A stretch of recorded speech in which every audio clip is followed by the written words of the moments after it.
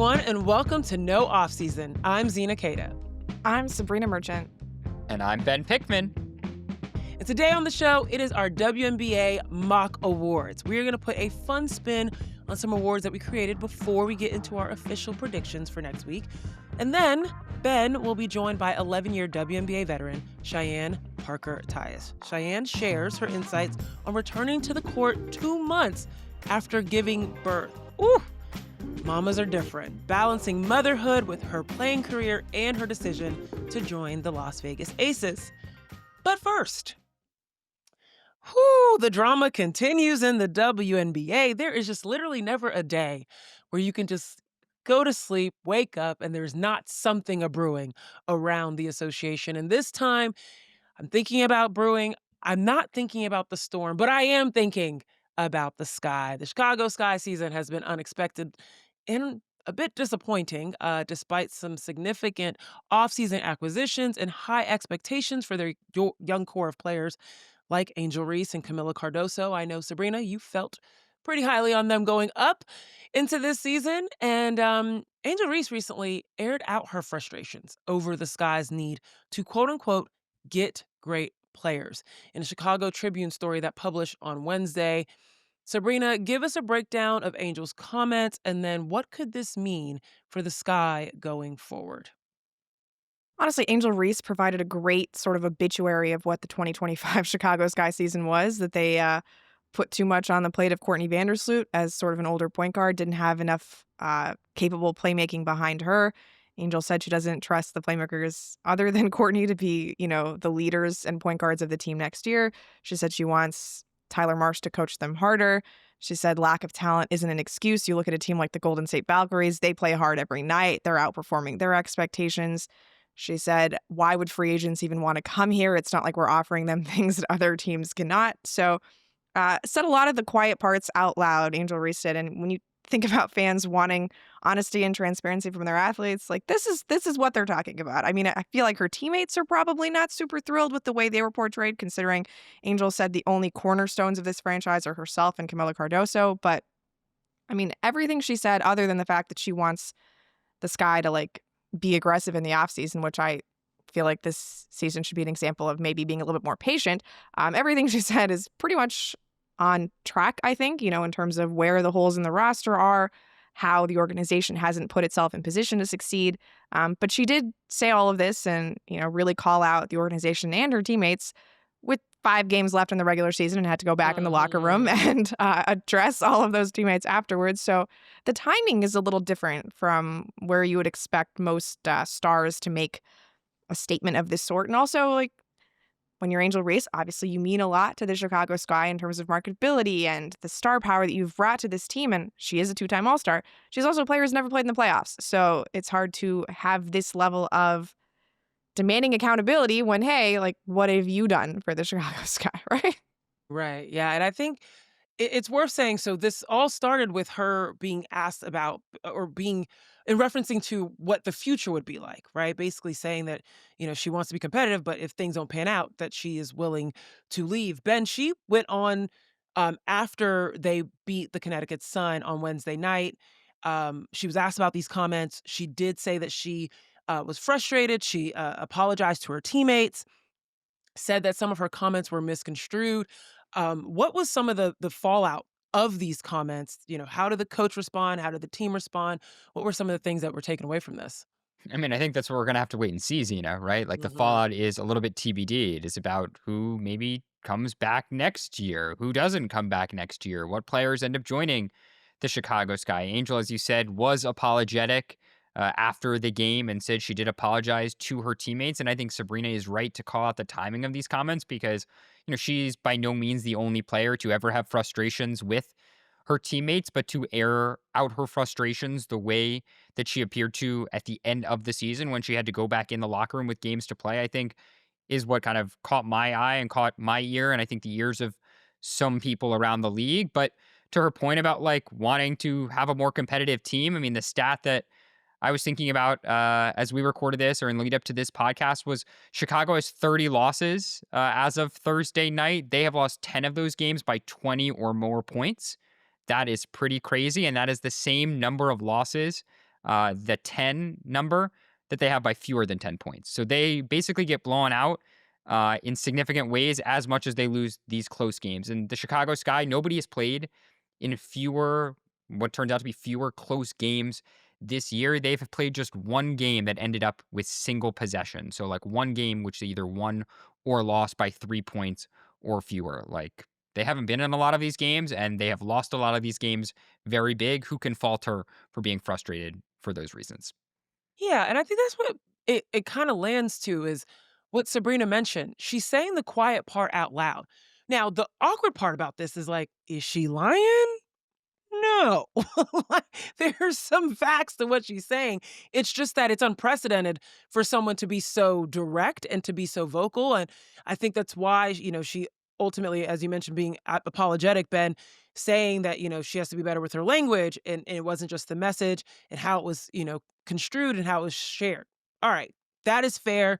She has the opportunity to apologize to her teammates, etc. But let's get into the meat of what she's saying, which is I don't think we have the tools around us. And we just talked about this recently about Chicago and what Chicago needed. And I remember Sabrina, we were talking about shooters, right? And like, if you look on paper, Ariel Atkins joining this team, Rebecca Allen joining this team, Kia Nurse joining this team, these seem like capable 3-point shooters, people that can handle the ball, people that can help in offense and generate some points. Yet it hasn't panned out.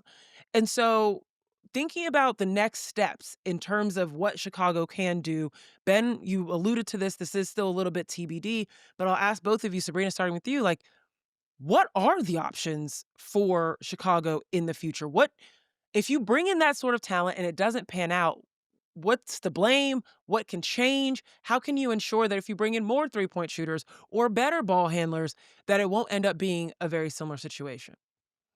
That's the tricky part because Angel Reese wants this to be a swift process, right? She is saying we need to bring in great players now. If, the direction of the organization doesn't change, maybe I don't want to be here going forward. And I look at the Sky and I see a team that kind of needs to take a little bit more time to be a little bit more discreet in like how they build a team going forward because they traded away the rights to draft Sonia Citron to bring in Ariel Atkins, and who knows if Ariel Atkins even returns to the team in free agency. And they traded away like swap rights in 2027, so it's hard to even plan to tank for another year because you don't control your draft pick the next year. Uh, so I, on the one hand, they've like boxed themselves into a corner if they kind of have to get better now, but sometimes you just have to accept the sunk cost. And like, I look at a team like the Sparks where they tried to be good this year because they owe their 2026 draft pick. And like, has it worked yet? No, they're probably going to miss the playoffs. And you've sacrificed even more future assets to try to be better in the present, and it didn't work. So I think you kind of just have to rip off the Band-Aid in Chicago and accept that like, this is a team that unfortunately doesn't have the resources like as an organization to attract the best players yet. They don't have the championship equity within the locker room to be good right away. So just accept your lumps, try to find some young, undervalued players, players who the WNBA general managers have missed on the first go round, like they did with an Atlanta Smith, like they did with rehabbing Courtney Williams' value a couple of years ago. Try to do that and sort of build a culture because I just don't think they can be competitive this quickly. And maybe that's not good enough for Angel, but I think it's the only way that really makes sense for this team right now. Well, it will be very interesting to see how they build around Angel or if Angel's still in that conversation to build around. And that's going to be something we'll have to see in the offseason this season. But for now, we're putting that to bed. Hopefully, Chicago's putting that to bed. Maybe the win helps smooth some things over. They seem But pretty happy on Wednesday night, as a good team I'm win. trying to Yeah. tell you, Sabrina, I'm telling you, I'm sure everyone around the league, fans were watching every body language, high five, huddle to be like, what's good with the Chicago? Is it beef? What's good? How are they doing? What's up? But it did seem like the vibes were high. They were high fiving. They were, there was connectivity out there.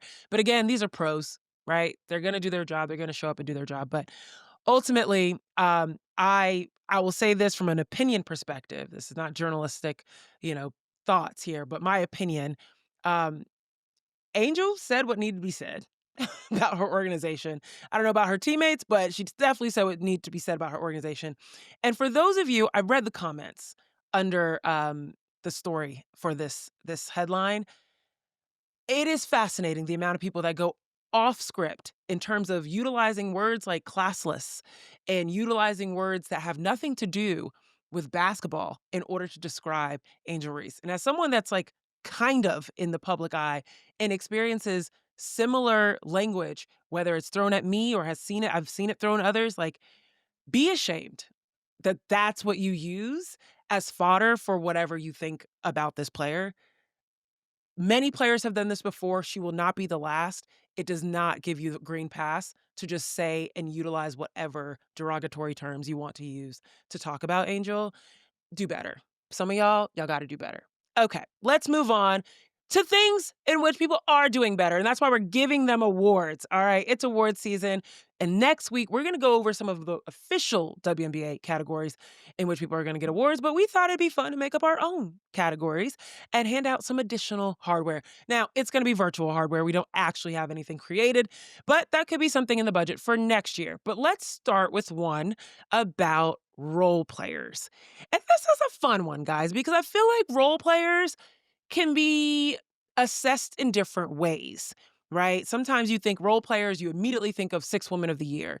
And that's not necessarily the case, in my opinion. I think role players are people that do anything and everything for their team. They play the role that's necessary on that given night. But I'm curious as to how you guys evaluate this. I've got my pick, but I'm going to start with you, Ben. What do you have for role player of the WNBA? Well, I think I'm going to call this award, and not every award we're going to make up needs one of these names. One of two things, and maybe Sabreena, if you have a thought. I'm either thinking about this as the Alana Smith player who was out of the league, who's now come back in the league and become a consistent part of the league award. That's a very catchy title. I'd like to see anyone come up with that acronym. Or the Odyssey Sims Hardship Queen Oh, yes. award. And I think Yep. in either case, whatever one we want to go with, the player that I'm shouting out here is Haley Jones of the Dallas Wings, who was a player Nice who one. was waived at the end of training camp by the Atlanta Dream. Obviously, was I think the sixth pick in the draft a couple years ago. She was unsigned for a little period of time, then ended up spending a little bit on the, cup of coffee on the Phoenix Mercury on a hardship deal, really just like a week filling space, filling a role as needed. Then had to sign another hardship deal with the Dallas Wings and eventually signed a rest of season deal with them and has started the last 13 games entering Thursday night for the Dallas Wings. And Haley Jones is really having a career year, playing almost the same number of minutes as she played last season in Atlanta. She's averaging almost 8 points per game. She's averaging a career high, nearly 4 rebounds per game. She's far more efficient as a shooter, 45.3%, up from sub 40 seasons in her first 2 years with the Dream. She's beloved in the Atlanta locker room. Overall, she's just been a really important piece for the Dallas Wings, a key contributor to them, and I think has had a really nice year and really changed the trajectory of her career with how she has played, especially in the second half of the season. So you want to call this the Alana Smith Long Acronym Award or the Odyssey Sims Award for best player who signed a hardship and then stuck around on their team? Either case, Haley Jones gets the nod for me there. I love that. I love that line of thinking. I think it's very similar to what I'm also thinking, but gotta check in with Sabrina. What are your thoughts for Role Player Award? Yeah, I was just a little bit more straightforward here. There was no caveats, just a player who is not an all-star who I've liked in their position this year, and that's Sammy Wickham. I have just loved watching Sammy Wickham, who is one of the older players in the league, had a bit of a down year last year in Seattle. Obviously, the vibes were very weird on that Seattle Storm team last year, but sort of found herself again in Phoenix. I think it's very funny that, Phoenix is this team that has made its way with a bunch of undrafted rookies this season. And Sammy Wickham at one point was a 29-year-old rookie in the WNBA. And she has, been such an important part of this team.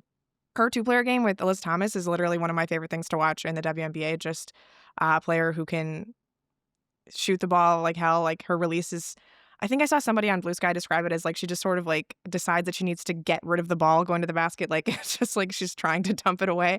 And she's just been remarkably successful, both with AT on the court and off the court. She's had to play some point guard there. Just a really, really fun player to watch and brings a lot of joy to that Mercury team. And I love the fact that there's a player born in the 80s who's still killing it, in the WNBA. We love to bring up age in the W, but it's real. I mean, I think the WNBA has like harnessed the most amount of long playing, longevity type players than any other league. They've done a phenomenal job with that. And so I like Sammy Whitcomb as a pick. That's awesome. I really, really like Haley Jones as a pick as well.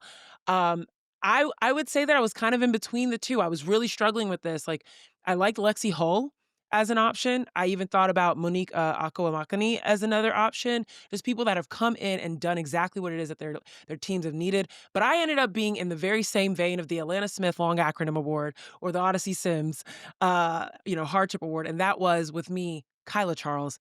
Kyla Charles coming in to the Golden State Valkyries over from the Dallas Wings, who literally got that opportunity because she kicked the Valkyries' butts when she was on the Dallas Wings, as Natalie Nacoste loves to say, but literally has come in since going into the starting lineup for the Valkyries 4-0. She has played defense if they needed it. She has rebounded it if they needed it. She shot outside if they needed it. She has done everything that a role player should do. And so that was absolutely phenomenal for her to be able to come in and do what they needed, especially amidst the amount of injuries that the Valkyries have sustained over the course of the year. But I like the vibe you were going, Ben. So I'm gonna go with that for sure. All right, let's keep it going. We got a lot of awards to go through. So next up, role players.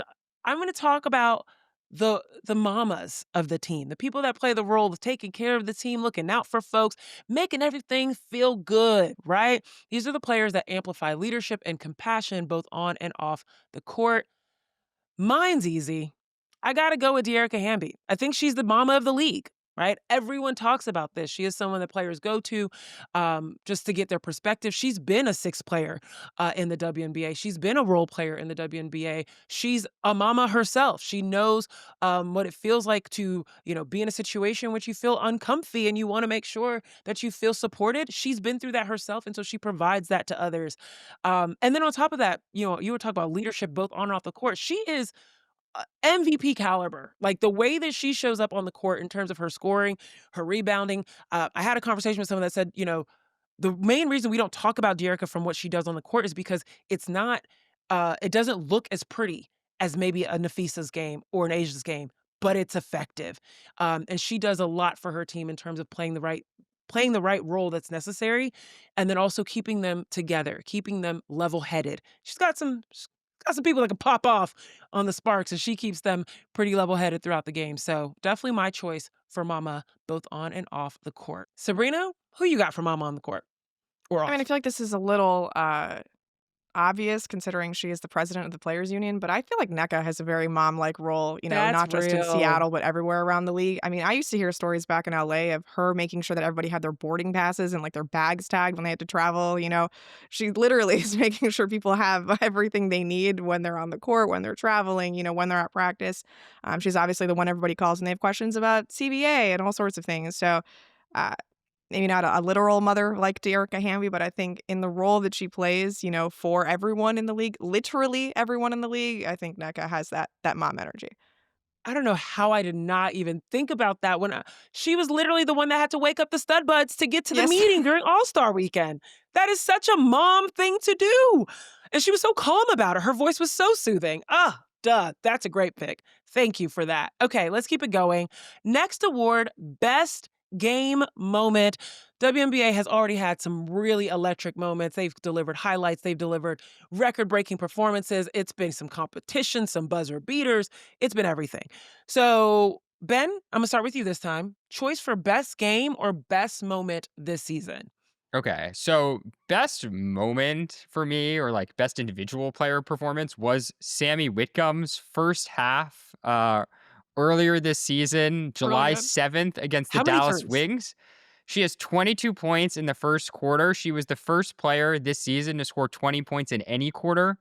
This year, she scores 29 points in the first half. That was a career high, en route to then scoring 36 in the game. And it would have been more. I felt bad for her because she missed 2 free throws in the first half against the Dallas Wings in that game.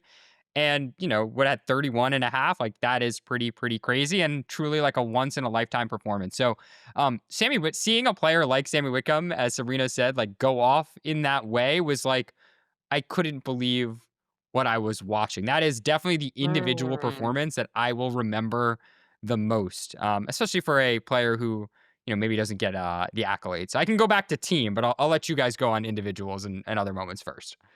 No, that's a great one. It actually reminds me of, Lexi Held's similar performance this season against, I believe, the Valkyries, where she was also a flamethrower, not in the same way as Sammy Whitcomb, but really, impressive there. I have to go with Paige Becker's 44, mainly because it came out of nowhere. I mean, you score that many points towards the end of the game, especially in a clutch situation. It didn't end up in a win, of course. It might it rivals with that Kelsey Plum bank shot to end up winning that game between the Sparks and the Wings, but that 44-point performance was sublime. Sabreena, what about you? I had Paige on the list, a couple Sparks game winners too, Rukia Jackson and Kelsey Plum, but I think if I think of a moment and it's kind of like sort of a wistful moment is like when Caitlin had those series of threes against New York and like sort of Yes, got in against Stewie's face and was like, "Hey," like, and they and it just makes laughed me on the sad way to think back. about all of the time we missed out on Caitlin and Stewie this year, but I really enjoyed that moment. Oh, that was such a good moment. I agree, I agree. And then honorable mention, WNBA All-Star. Like, the whole weekend, just, like, best had nothing to I mean, the funny thing is, like, that probably was the worst game, of the entire But a season, great moment but with the shirts. great moment with the shirts, great moments throughout the weekend, great, mic'd up moments. I mean, probably the best mic'd up moments of the season so far, so very much appreciate that. Let's Do you turn guys some. know? Do you know which team though? Like was in the middle of so many of the best games this season, and I Dallas. just It am feels like the excited. Sparks. To me, the Los Angeles Sparks are like Yeah. the most fun team in all of these moments throughout the season because the Sparks, like the 104-102 double overtime game against Seattle at the start of Mhm. August, the really close game. I want to say it was another one possession game like a week later against the Seattle Storm. Overall, LA, 9 games decided by one possession or fewer, 7-2 in those games. And a crazy stats fact, or a crazy stats number as it relates to the Sparks. Sabreena, this is a classic arbitrary number, but 15-1 when they would score at least 87 points in a game. I don't know how many other teams scored. That's arbitrary. It's just showing that they're good on offense. And Right. because they're good on offense and terrible on defense, like so many great moments. Shout out to the Sparks for, entertaining a lot Yeah, of like people Paige's this 44 is season. totally inflated by the fact that it came against the Sparks. It's like a regular like Yeah. 36-38. Yeah, you're right, you're right, you're right. No, I do love the Sparks, and they keep the lights bright out in Hollywood because it is constantly something fun. And I was like looking at my schedule, like I kept finding myself on Friday nights watching really stressful Sparks games. And I'm like, did Ion do this on purpose? Like, what's happening with this schedule where I am consistently going into my weekend very stressed because of really fun close games with the Sparks. Okay, now let's turn our attention to something more fun, and that is bench celebrations. There have been tons of bench celebrations over the years, and so we wanted to give these things a reward. Um, I think I'm gonna cheat. I keep cheating a little bit, but the Valkyries, dude. Caitlin Chen has been on a roll with these celebrations. We've seen the sprinkler. We've seen Stone Cold Steve Austin, a little bit X-rated, but we're good for the millennial generation. We have seen the Spider-Man meme pointing at who's who when all the threes are going up. I mean, we've seen everything All off of that the bench. It money has for been Kate too, right? oh, money for Kate. We've seen the finger roll. When VB goes in the paint, like or when Tip goes in the paint sometimes. Man, it's been fun watching them. I'm like, "Are you coordinating?" It feels like NCAAs, right? Like, it feels like a lot of fun, and this is hilarious to me because when I started the season with the Valkyries on the very first day for press conferences, we asked the team, like, "How are you guys gonna build camaraderie?" And I remember Tip and Kate Martin being kinda like, "Well, we don't need to be best friends in order to be good at basketball," like, paraphrasing, but that's basically what they were saying, like, "We could play and we're fine." And now look at them having a great time, loving to be around each other, besties. So yeah, they, kick that out the way. They have done a great job of just bonding, and clearly their bench celebrations are a reflection of that. Sabreena, what you got here? I mean, I think you nailed it. Like, it's gotta be the Valkyries. It's not even close. I think it's interesting that the 2 players who I associate most with the celebrations weren't on the team to start the season, Caitlin Chen and Letitia Mehier. Like, maybe they were in training camp, Yeah. but, like, they missed a good part of the early, season, and they just come back and, very much played their role. I mean, I can't imagine how often Caitlin Chen was actually on the bench during college. Like, she played a lot of Right. minutes. So, this Usage is a rate was new up through the experience for roof. her, right? Right, exactly, exactly. No, that's a really great point. She's like, this is a new role for her here, but she is doing a phenomenal job leading the pack. Ben, what about you? I'm going to broaden it and cheat this category to a broader bench conduct award in my mind. And there's 2 bench conduct moments that I would like Okay. to make particular light of. One of them was a game earlier this season between the Mercury and the New York Liberty when I actually saw Nate Tibbetts, the head coach of the Mercury, hand over his play card and his game plan to one of his assistant coaches, thinking he had been thrown out of a game, only to later learn that he was not thrown out of a game. He thought he was getting a second tech and he was not. And What? so I've never seen a coach do that before. That is a moment on the bench that's set in my mind. But in terms of bench conduct, the moment I wanted to call out is again, Natasha Cloud and Izzy Harrison getting a fine warning on the bench for wearing a hat and beret, respectively. That is my overall bench conduct award winner for that unusual moment and unusual rule that came to light in this 2025 season. Hey, that's a good one. I completely forgot about that one. I'm not even gonna lie to you. I still don't understand what the problem was, but did you get that breakdown, Ben? You're gonna have to keep asking. It is just a uniform violation, Zena. Got it. Okay. All right. Well, let's close it out. You got one last one. And this one, I think, this week particularly, we have seen some really good examples of the players being able to have fun with social media. And we want to have a best admin account.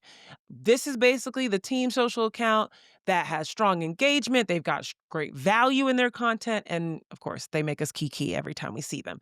So, guys, I struggled with this one, I'm not gonna lie, because I feel like a lot of the content I love is coming straight out of the players' accounts versus the, team accounts. But who's kept it spicy between the 2 of you guys? Who do you think, Sabrina? I'm with you. I think the players are the ones that are most memorable. Like, Asia Wilson is just on an absolute heater. Like, everything Asia Heater! posts is so funny. But So I think good. that's also reflective of the fact that the Aces are very good on social. Like, the Las Vegas Aces team account always makes me laugh. They're always very good at promoting their players, like the MVP turning into, like, the IV for the 4 for Asia's 4th MVP, I think is a very good Yes. note that they've done this week. Um, all of the little things like, who would you wanna be your emergency contact and things of that nature, like, I crack up at all that stuff. So, I think the Aces do a very good job of just keeping people involved and, like, letting you in on their personalities. It helps that they have a lot of big personalities on the Aces, but I Yeah. think, like, they have a good way of bringing that out. So, yeah. Maybe it's aided by the fact that, like, I associate the Aces videos with Asia Wilson, but, it all comes together. Mm. And also, we might have a little recency bias because hell, that team video was hilarious. I Also, how highly much encourage you Miami guys. Heat gear can Asia Wilson keep wearing? Yo, It's Bam my favorite thing. Adebayo, Every video, there's some Miami he Heat gear. he's gonna have to lock up his closet. He's gonna show up at the season and be like, "What in the I have no shorts. I have nothing. I've got nothing left." Ben, what about you? What are you thinking?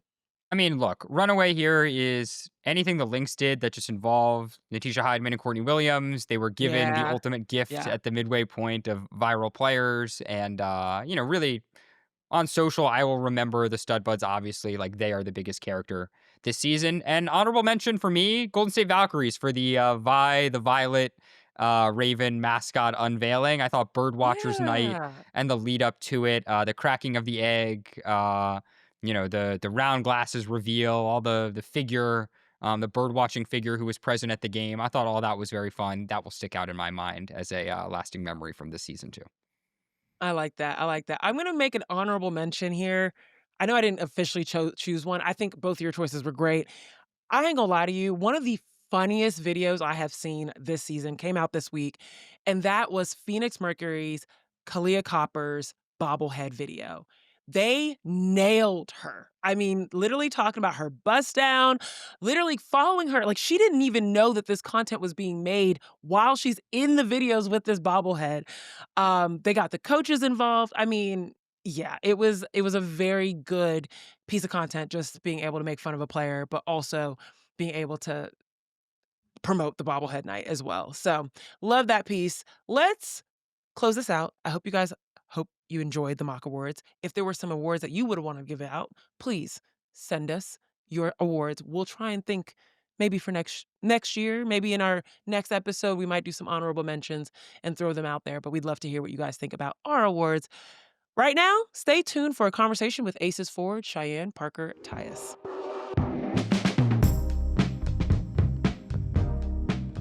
I'm pleased to be joined by an 11-year WNBA veteran, Cheyenne Parker-Tyus. Now, Cheyenne signed with the Las Vegas Aces as a free agent last offseason after spending her first decade with the Chicago Sky and Atlanta Dream. And Cheyenne is here, but also her 2-month-old son is with us, Joshua. Not speaking on this podcast unless you do hear some noises. But Cheyenne, welcome to No Offseason. How's everything Thank going you. with you? Everything's going great. Just enjoying the journey.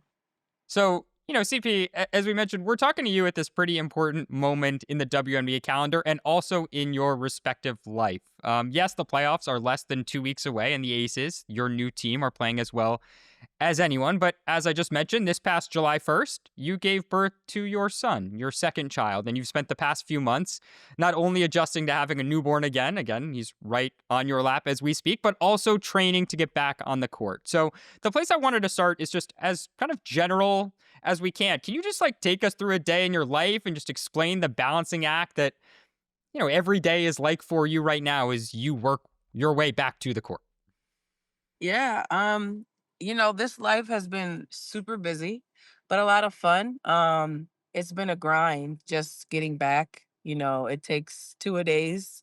It takes a lot of hours out of the day, but it's been worth it. I've enjoyed every moment of it, just having to nurse and pump in between workout sessions or learning the plays, spending extra time after practice to do cardio, just to make sure that I'm, back where I need to be in order to step foot on the court. What has it been like? I mean, you mentioned nursing and pumping in between workouts. You're obviously, with your baby right now. How do you split your time? Can you just paint a story of just what, I don't know, a 2-hour block is like for hmm you? So I mean, in the mornings, I try to wake up earlier before heading into the gym so that I can pump and make sure he has milk while I'm, away at the gym.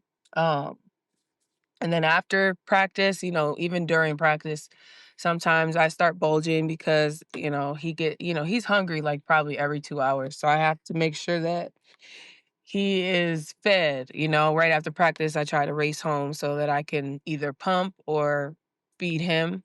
It just depends on if he had already had the pumped milk that I made for him. And then also I have a 3-year-old that I can't forget about, so I try to spend a lot of time with her, whether it's us playing, doing makeup together, or doing something silly, like she enjoys making slime, which is just like glue and some other chemicals, but she really enjoys that, so just doing stuff, being hands-on, trying to make sure that I'm, um, spending as much time as I can with both my babies, while also, grinding and making sure that I'm doing everything I can to get back in shape as well.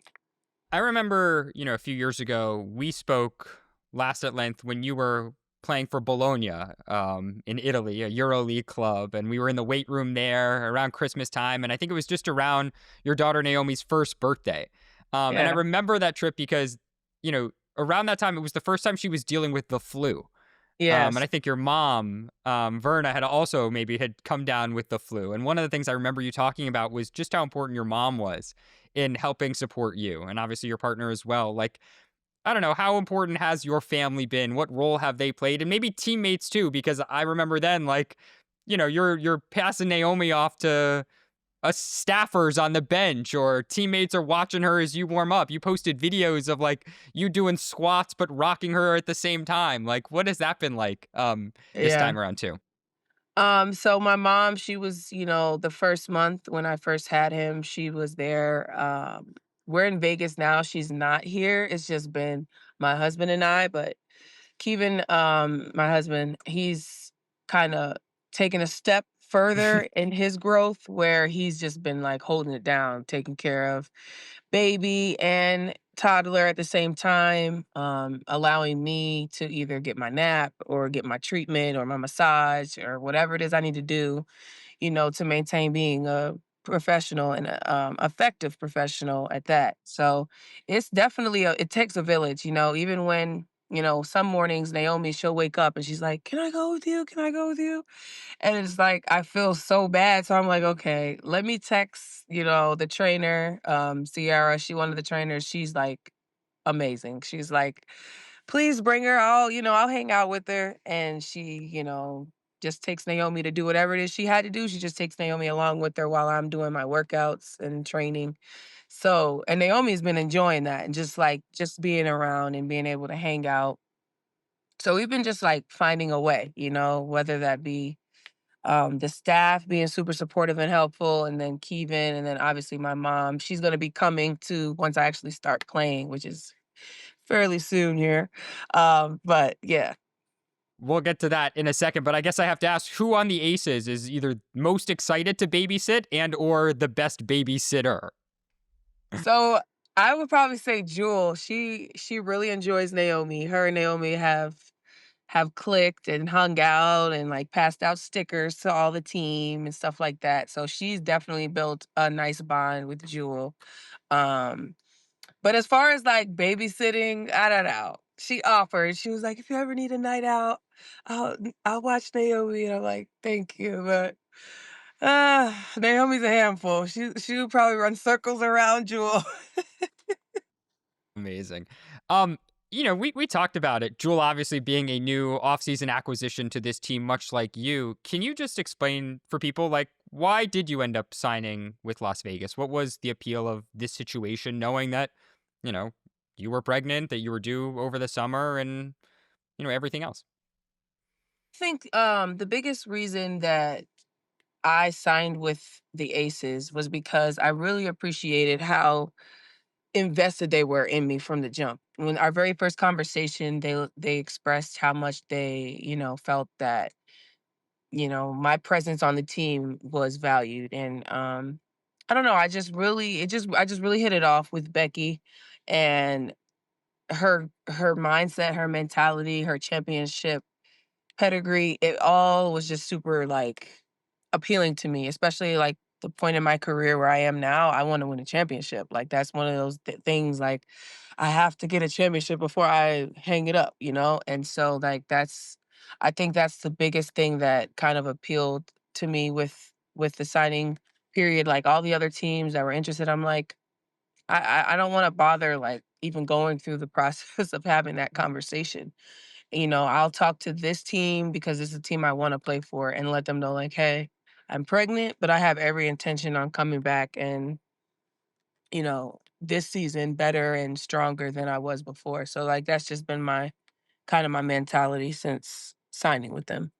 I do have to ask, though, obviously, Dearica Hamby, one of the other moms in the WNBA a few years ago, alleged discrimination after Las Vegas traded her while she was pregnant with her second child. Like, how much did Mhm. that factor in? Did you have conversations with Becky or team president Nikki Fargas or others with the organization as you were making your decision to eventually sign with Las Vegas? Um, the one thing that I appreciate was just the transparency and the honesty. When I did tell them, um they were honest that they still did want me, and they would do their best to make it work. But at the end of the day, this is a business, so it wasn't easy to get that transaction done because, being on the roster means I'm available, but I'm not available because I'm pregnant. So it was definitely like a tough decision, I feel like for them, but I appreciate that they were that invested in me as a player, and willing to wait for me to have my child and come back because it could have went another way, so yeah, I don't take that lightly at all, and it means a lot. It also is a part of like my motivation to want to get back and play for them because and play with them because,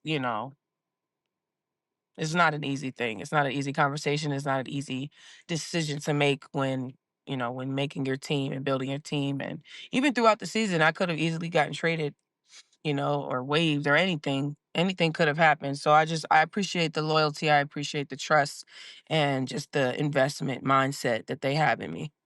What do you hope, I don't know, to accomplish in the stretch in the final few games of the regular season and into the playoffs? What do you hope your role will be? What do you hope to then bring on the court? And I guess do you want to break any news about when you are returning? I guess I should ask that question too. So, I mean, my mindset right now is like, I'm just here to be the biggest supporter and have their back. You know, they're rolling really well right now. I'm not here to disrupt anything as far as like the good chemistry. Like, my biggest thing is to be their biggest support and biggest cheerleader. If they do need me, I'm here. Like, that's the type of like mentality that I'm having for the rest of this season. Um, and like, I know what I can bring when I'm 100%.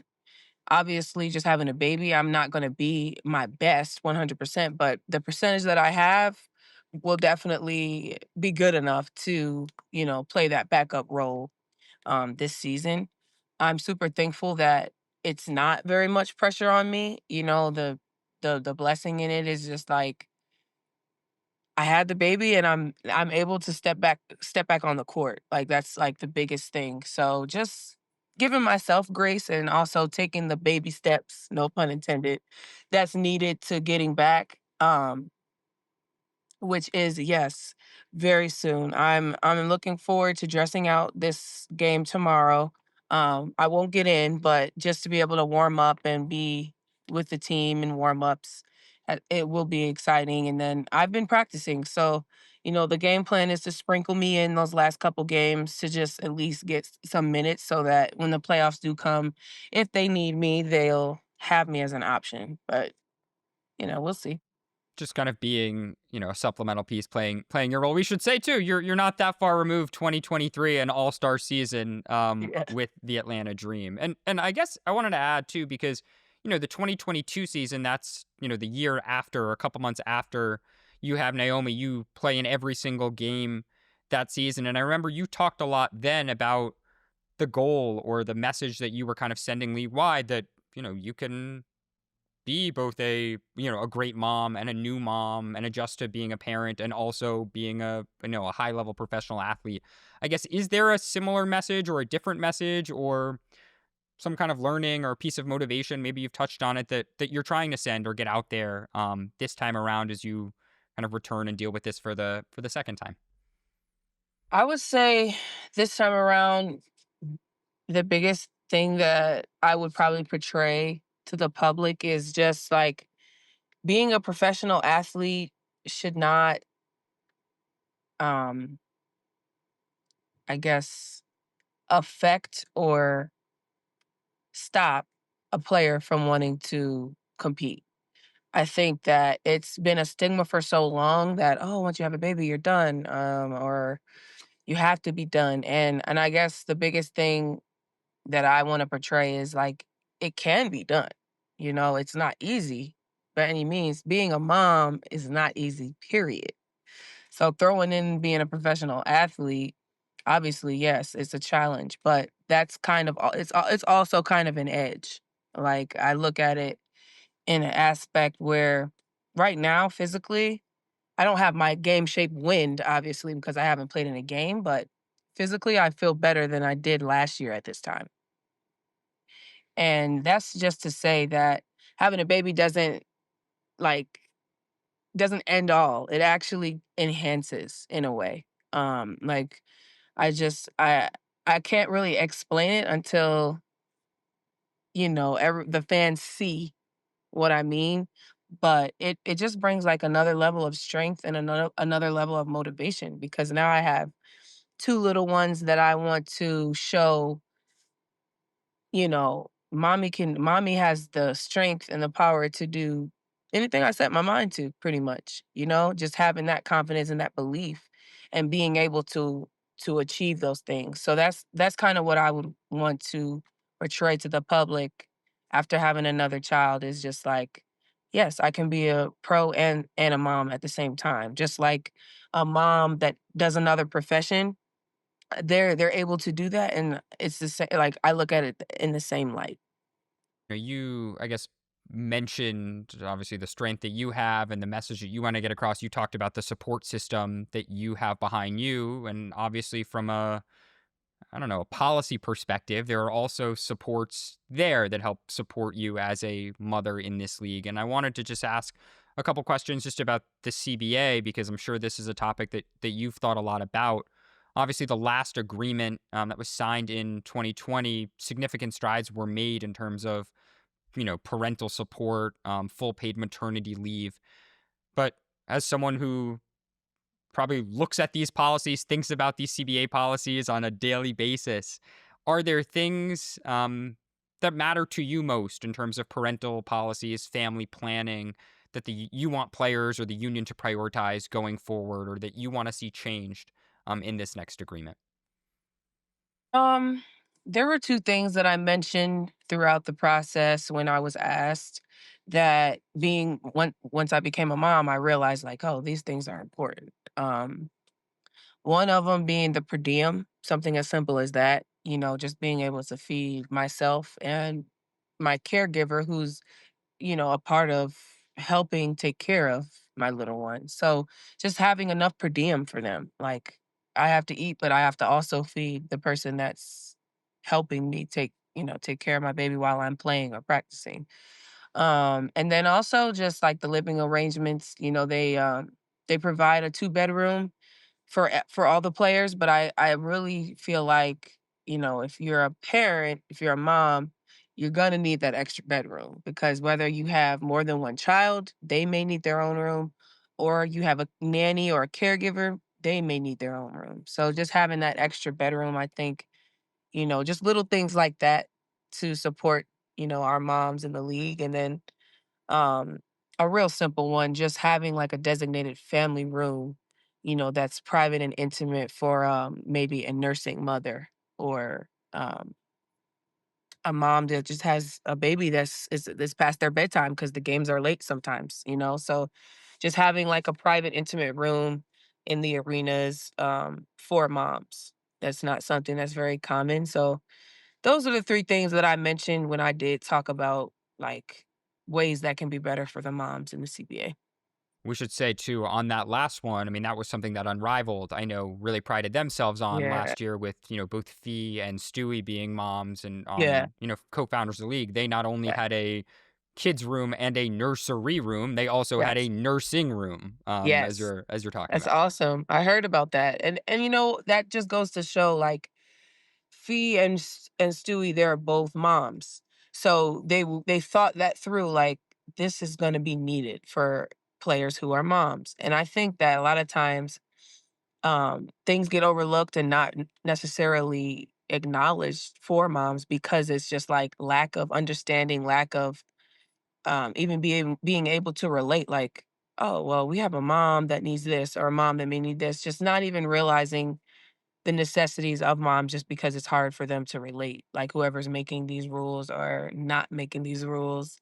Um, so it's I think just kind of informing, and that's why I've wanted to talk about it more and get the story out there more of just being a mom because it's like not talked about enough. So it's like no one knows, like, oh, we should consider this or we should consider this, things like that. What has the community of player parents in the WNBA been like? Is there a text group? Is there a phone group? Are you getting There should friends? be. Are you Yeah, what has Yeah, that there been like should this be. summer? That's something that I feel like is lacking because it's such a small number. Me being who I am, I'm super, super, super like extrovert. So I've reached out to the moms in the league. I've never been kind of like shy or like too private because in my opinion, I just feel like, you know, we have to be there for each other. Like we have to have each other's back in a sense. Like, you know, when I first got pregnant with the second one, I did. I reached out to Deerica because I know she had a second child. And her and I were close enough where I could ask her certain questions like, okay, what's it like? Were you able to bounce right back? Like, is it a difference? I'm a year older now. Like, does your body react different? Like, just things like that. And she was really transparent and honest with me and gave me a lot of great feedback. And I just feel like there should be like a mom group in the league or something where we can have each other's back and just have like a support system because sometimes it can feel a little isolating and I mean, like I said, there's not many of us. So, It's, as you said, you're trying to get the word out and continue to talk about the ability to do yes. both Yeah. at a high level, obviously, as Right. you're showing as we talk through this conversation. We'll get you out of here with this one. I mean, you mentioned it. You've been watching from the bench, or I don't know how much you have watched or been able to watch as you have juggled a newborn and also studying film and studying your team. But can you just give us one behind the scenes Aces story that makes you smile, that for you exemplifies what this team's energy is, what the mojo behind the team is, that like you might not have experienced otherwise, Yeah. but you've just as this observer seeing it all has caught your eye and your ear for whatever reason? There's like so many, but um I would probably just talk about how the team has exemplified resilience and togetherness. A lot of times when teams lose, a few games in a row, just throughout my experience in my career, they fold, they fumble, they crumble, they play the blame game, I like to call it, instead of like self accountability and just figuring it out together. I think the best thing so far for me in this experience is just watching the team go through this adversity and staying together and really like really staying together, not just like saying it, but like really doing it. And it just shows, I mean, it shows on the court when they came up, 12 in a row. And, there was a lot of voices, a lot of things being said, a lot of opinions. But to be able to block it all out and stay together in that locker room, it's been amazing to be a part of that and to watch that just come into fruition, and I'm just, like, super geeked to be a part of it and, like, and I think that's why, like, I'm so ready to play with them and just to, like, be a part of that because, like I said, I haven't seen that in my career, and I'm just thankful to, like, be on that team. I think that is a good place to end it. It's well said. The Aces have had to juggle a lot this season, but I think it is safe to say that no player on the Aces has had to juggle more than you, Cheyenne, knowing that you have a 2-month old, that you're working your way back to the court, and in just a matter of days, closing out the regular season and into the playoffs, you're going Yeah, to be back on the court for the yeah. postseason for the Las Vegas Aces, obviously eyeing another championship. So, Cheyenne Parker-Tyus, thank you for your time today, taking time out of your busy basketball and parenting schedule. We thank Yeah, your pleasure. newborn as well for joining us and staying relatively quiet He during this I just conversation. he just Perfect. ate. Yep, he just ate and now he's asleep. A perfect Easy. angel during Yes, this he this is. conversation. So we look forward to your return back on the court, and thank you for joining us on No Thank Offseason. you, Ben, I appreciate that.